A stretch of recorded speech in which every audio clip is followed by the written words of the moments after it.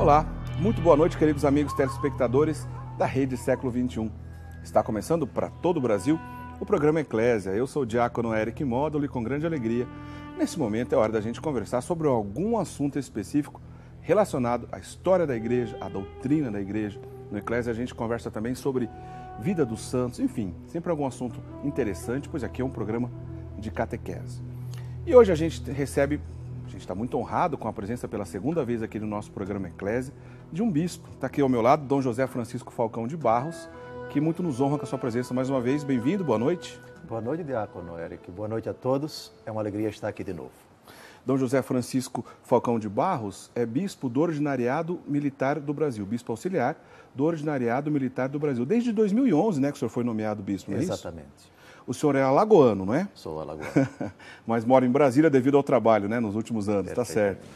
Bom, a gente vai falar sobre um assunto que é pertinente no ano de 2017, pois há 500 anos aconteceu um fato que mudou um pouco o cenário de toda a cultura da Europa da época e depois se expandiu para todo o mundo.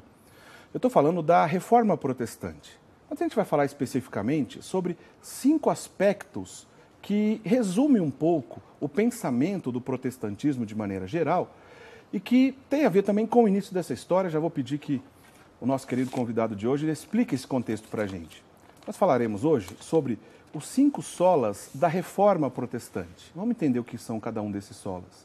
Se a gente substituísse, Dom José, por o 5 somente, estaria certo explicar assim? Corretíssimo. A expressão solos ou sola, nominativo masculino, singular, feminino, somente.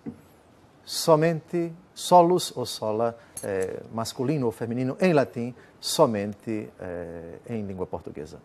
Eu já adianto aqui para os nossos amigos telespectadores que nós faremos 2 programas. Hoje é a primeira parte, a gente começa a discussão e o ensinamento que o Dom José traz para a gente no programa de hoje. E no programa da semana que vem a gente continua, pois o assunto é extenso e a gente quer, da melhor maneira possível, abordar esse assunto para que você entenda e compreenda um pouco mais. Antes da gente propriamente dito, então, para esses 5 somente, ou 5 solas que a gente vai explicar no decorrer do programa, vamos relembrar e entender, de repente, de um telespectador que não esteja tão antenado, né, ou que não teve oportunidade de se aprofundar nesse tema. O senhor poderia lembrar para a gente o contexto primeiro, histórico, o contexto da época que vivia também a igreja, no período onde iniciou a Reforma Protestante, e se houve um acontecimento específico na qual deu início a tudo isso? Martinho Lutero é fruto de um contexto. Ele viveu no século XVI. O cisma aconteceu, como você já disse, diácono Eric, no ano 1517. Nós estamos em plena efervescência política, cultural, social, de uma Europa marcada por movimentos anticlericais, várias iniciativas. Pensemos, por exemplo, no século XII, os valdenses na cidade de Lyon, Pedro Valdo, na França. Depois, outros movimentos, pensemos nos séculos XII e XIII, os mendicantes, mais ou menos ali, a época de São Francisco de Assis, São Domingos de Gusmão, movimentos mendicantes que caminharam com a igreja, que não se afastaram da igreja, certo, mas muitos movimentos que preconizavam a pobreza e contestavam a riqueza da igreja da época, não quiseram caminhar com a igreja e caminharam sozinhos e provocando movimentos cismáticos. Temos também questões de natureza filosófica, o Renascimento, movimento que nasceu na Europa no fim do século XIV até o final do século XVI, que preconizava, como o próprio nome já diz, que a humanidade precisa renascer e rebuscar valores, digamos assim, segundo eles, perdidos. A preconização do humanismo, do hedonismo, do neoplatonismo, do otimismo, do naturalismo, uma mescla de concepções que tiveram uma repercussão tremenda nas artes, na política, na sociedade e também na religião. Também nós temos resistências, hostilidades de muitos reis da Europa com relação à política temporal do papado. O Papa da época era também um chefe temporal, os estados pontifícios, etc. E também questões de natureza teológica. Tudo isso do século XII até o século XVI, Martinho Lutero, digamos assim, é o ponto de convergência de muitos fatores de vários âmbitos, de várias naturezas, que acabaram redundando neste propósito de separação definitiva da Igreja Católica. Mas é preciso dizer que Martinho Lutero não é a única pessoa, não foi a única pessoa que se afastou. Digamos que a iniciativa dele foi que teve maior repercussão e maior prejuízo para a cristandade. O senhor disse aí do Renascimento que, apesar de ter os seus aspectos positivos, trouxe uma discussão de volta para a Europa numa espécie de um neopaganismo também. O senhor acha que o clero daquela época foi influenciado de alguma maneira por esse neopaganismo que acontecia em toda a sociedade ou não? A formação dos sacerdotes não era algo, digamos assim, centralizado. Os seminários, como nós sabemos, é uma instituição, os seminários são uma instituição definida pelo Concílio de Trento. Até então não havia essa preocupação de uniformizar a formação dos futuros clérigos. Era algo mais ou menos confiado às dioceses. E aqui, ali ou acolá sempre entram esses elementos, digamos assim, não muito coadunáveis com a palavra de Deus, com a tradição da Igreja. E também os valores preconizados pelo Renascimento entraram, sem dúvida alguma, na formação teológica. Certo. Nas artes, isso é indiscutível. Se a gente vai aos museus do Vaticano, ou até Santa Maria sopra Minerva, por exemplo, tantas esculturas renascentistas, tantas obras, tantos ícones, na música também, enfim.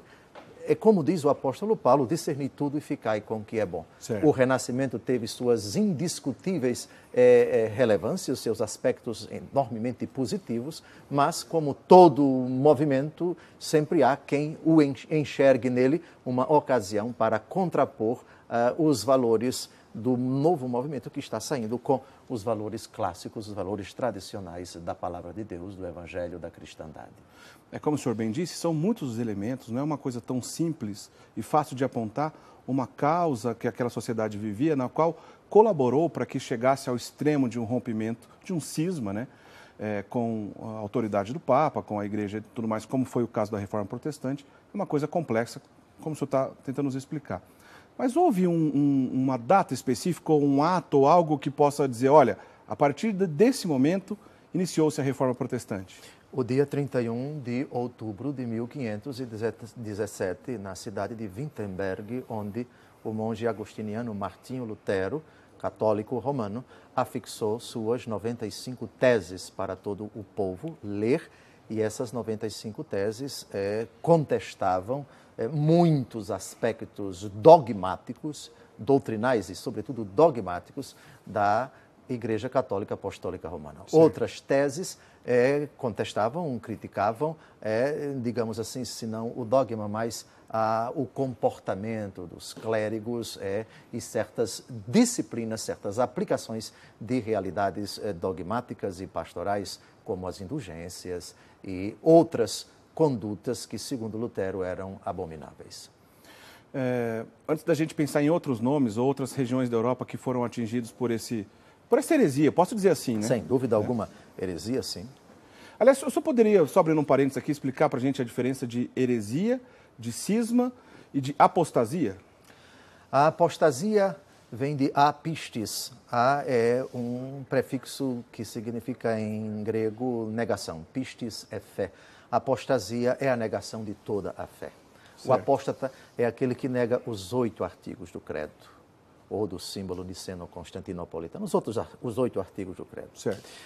A heresia é a negação ou a dúvida pertinaz de alguma verdade divinamente revelada, definida pela Igreja, para ser crida por fé divina e católica. Portanto, o herege, ele nega uma ou mais verdades definidas dogmaticamente. Por exemplo, a presença real do corpo, sangue, alma e divindade de nosso Senhor Jesus Cristo na Santíssima Eucaristia. Isso é um dogma definido pela Igreja. O católico que nega formalmente, não só materialmente, mas com consciência, com vontade, com o desejo de negar aquilo que foi definido pela Igreja, ele incorre em heresia. Ou a dúvida pertinaz, Portanto, não há dúvida razoável, plausível, mas a dúvida que pode ser suprida e que, mesmo depois da apresentação dos argumentos, a pessoa insiste em duvidar daquela verdade.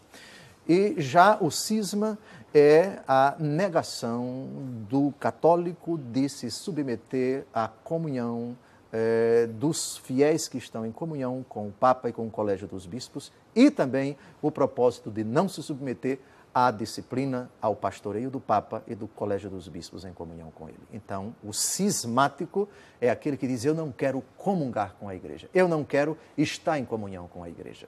Eu me recuso a me submeter à autoridade do Papa e dos bispos em comunhão com ele e dos fiéis que estão em comunhão com ele. Bom, isso se encaixa pelo menos em dois grandes aspectos com o que aconteceu com Martinho Lutero. O cisma, é claro, pois ele rompeu com a autoridade do Papa, e a heresia também não deixa de ser, como o senhor acabou de dizer, pois ele releu ou refez um ou mais pontos de estrutura sólida já de que existia de 1.500 anos, pelo menos, de uma doutrina estabelecida para todo mundo, né? Perfeitamente. Das 95 teses na bula Ex Urge Domine do Papa Leão X, Papa da época, são condenadas 41. Das 95 teses, dessas 41, sem dúvida alguma, muitas delas são heréticas, porque negam dogmas da Igreja Católica Apostólica Romana. Nega o sacerdócio ministerial, a distinção entre sacerdócio real comum dos fiéis dos batizados e o sacerdócio ministerial, portanto, nega a sucessão apostólica, nega o poder do sacerdote de perdoar os pecados, nega a sacramentalidade da unção dos enfermos, nega a sacramentalidade de todos os sacramentos, exceto do batismo, a presença real da Eucaristia. Na Eucaristia é negada por Martinho Lutero. Martinho Lutero nega o purgatório e, portanto, nega vários dogmas. Sem dúvida alguma, foi um movimento herético. Foi por isso que acabou sendo inevitável a excomunhão dele, que aconteceu em 1521, né, a excomunhão oficial de Martinho Lutero. Foi inevitável nesse caso. Em 1521, com a bula Decet Romanum Pontificem, ele foi excomungado, porque depois de notificado, foi aberto um processo no ano 1518, um processo penal, lhe foi dado o direito de defesa, e ele permaneceu renitente, duro no seu propósito, pertinaz, e depois de lhe ter sido dado o direito de defesa, o processo culminou na excomunhão dele. Bom, antes da gente, daqui a pouquinho nós vamos entrar nos 5 principais assuntos aqui do nosso programa de hoje, ou chamados 5 solas da Reforma Protestante, né? Os 5 pontos na qual, se a gente entender bem, entenderemos o que pensam os protestantes, e já que temos um bispo aqui para nos ensinar, a refutação desses 5 solas, desses 5 tópicos e pontos da fé protestante. Mas antes, ainda terminando essa nossa primeira parte de introdução ao assunto, além de Lutero, quais são os outros, vou dizer assim, mas eu acho que eu não estou errado dizendo, quais são os outros hereges que colaboraram para que isso acabasse crescendo por toda a Europa? Perfeito. É preciso dividi-los por países. Tá. Se bem que naquele tempo essa categoria país não existia. Estamos falando de reinos. Certo. Reino da Bavária, Reino da França, etc. O cantão suíço, etc. Na Alemanha, nós temos 2 colaboradores, por assim dizer, de Martinho Lutero, Thomas Müntzer e Philippe Melanchthon. Certo. Na França, nós temos João Calvino. Na Suíça, temos Ulrico Zwinglio. No Reino Unido, o movimento se traduziu no propósito de um rei casado com Catarina de Aragão e pediu ao Papa que declarasse nulo o seu matrimônio. Ele queria se casar com Ana Bolena. O Papa não autorizou e ele criou a sua igreja particular, que é a Igreja Nacional, o anglicanismo nasce com Henrique VIII. John Knox, na Escócia, o fundador do presbiterianismo. Nos Países Baixos, nós temos um leigo, Erasmo de Roterdã. Na Dinamarca, Hans Tansen. E assim por diante, depois Noruega, Islândia, Suécia, e assim por diante. O movimento atingiu, trouxe consequências nefastas para muitas regiões da Europa, hoje chamados países. De grau de importância, digamos assim, para aquele período, Calvino e Lutero estão destaque em relação aos outros? O senhor acha que pode ter essa diferença ou não? Sim, porque ainda hoje se fala de teologia calvinista, de teologia luterana e não se fala de zwingliana. Fala-se, sem dúvida, na Escócia também de John Knox, mas sem dúvida alguma, depois de Lutero, aliás, coetâneo dele é Calvino. O calvinismo é, digamos assim, uma corrente mais ou menos dissidente do luteranismo. Já que no meio desse problema do protestantismo, uma vez rompido com a autoridade da igreja, com a tradição da igreja, depois rompeu-se mais uma vez com uma divisão de agora com um olhar um pouco diferente ou voltado, dando importância para um ou mais aspectos diferentes. Tem fim isso? Até hoje, poderia dizer que nascem esse tipo de entre aspas, eu vou dizer reformadores, mas eu vou continuar usando a palavra herege. Ainda nasce esse tipo de hereges nos tempos de hoje? Veja, a heresia sempre é um inimigo que sonda a igreja e que está, inclusive, dentro dela. O apóstolo Paulo diz que alguns que eram do nosso meio não estão mais conosco. Na verdade, nunca foram nossos, porque se fossem, teriam permanecido conosco. A própria palavra de Deus já fala de certas heresias, os nicolaítas, por exemplo, citados no Apocalipse de São João, o anticristo citado muitas vezes pelo apóstolo João e pelo apóstolo Paulo, aquele que nega que Jesus é o Filho de Deus. Já temos indícios nas Escrituras de heresias. E na história da igreja sempre as heresias foram um elemento lamentavelmente recorrente. No mundo protestante, decorrente principalmente do princípio sola scriptura, somente a Escritura, você não precisa de tradição, você não precisa do magistério para interpretar a Escritura. Então, cada um, digamos assim, é o critério supremo de interpretação, o que é uma porta aberta para o surgimento de muitas heresias. Sem dúvida alguma, isso sempre vai acontecer enquanto perdurar esse princípio luterano sola scriptura.